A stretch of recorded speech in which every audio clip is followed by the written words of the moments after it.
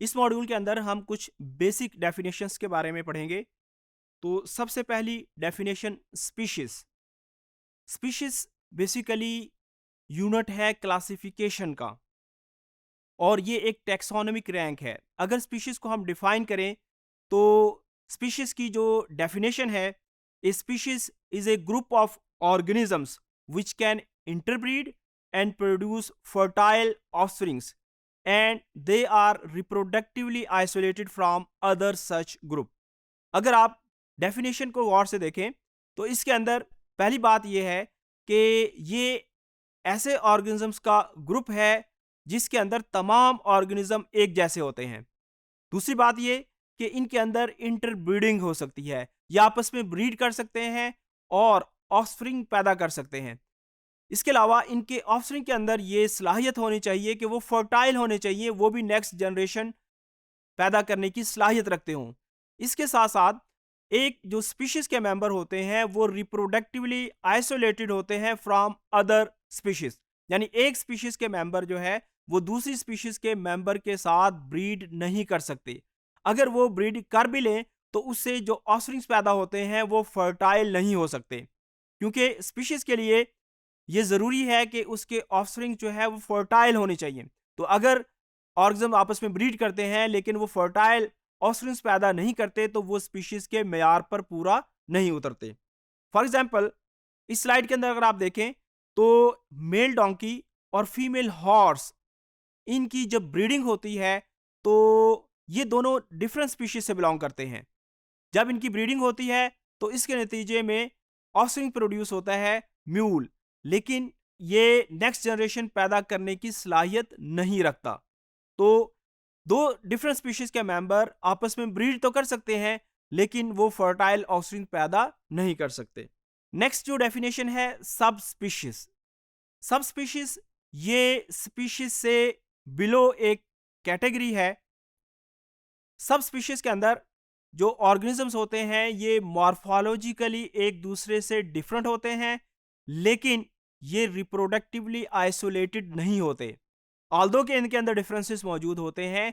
एक स्पीशीज जो सब स्पीशीज के जो मेंबर्स होते हैं they can have some unique characters, they can have some unique properties, लेकिन इनके अंदर इतने ज्यादा डिफरेंसेस नहीं होते कि इनको हम डिफरेंट स्पीशीज कंसीडर करें। ऐसा क्यों है? क्योंकि इनके जो मेंबर्स हैं उनके अंदर जीन फ्लो होता रहता है।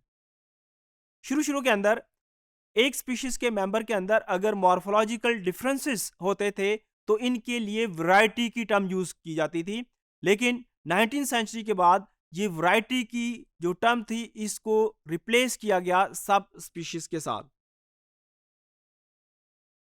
होमोसैपियन सैपियन जो कि इंसान की सब स्पीशीज है, ये सब स्पीशीज की एक प्राइम एग्जांपल है।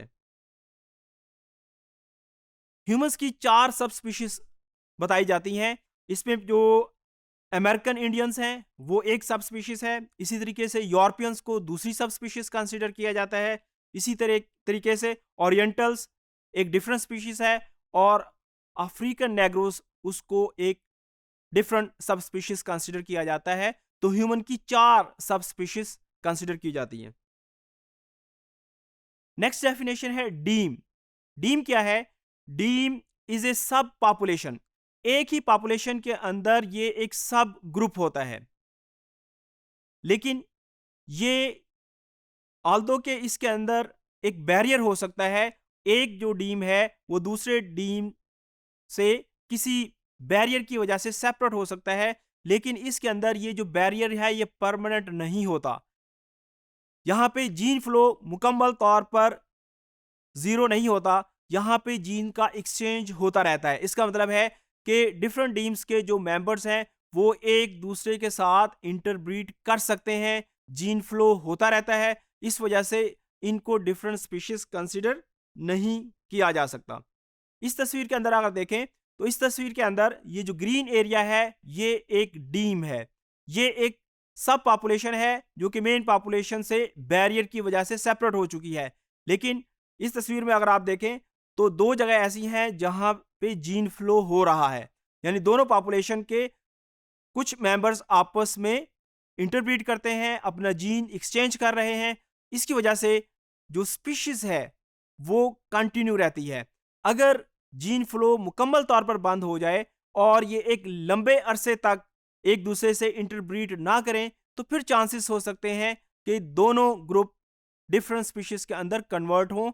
लेकिन डीम के अंदर क्योंकि परमानेंट बैरियर नहीं होता, जीन फ्लो होता रहता है, इस वजह से इनको डिफरेंट स्पीशीज कंसिडर नहीं किया जा सकता।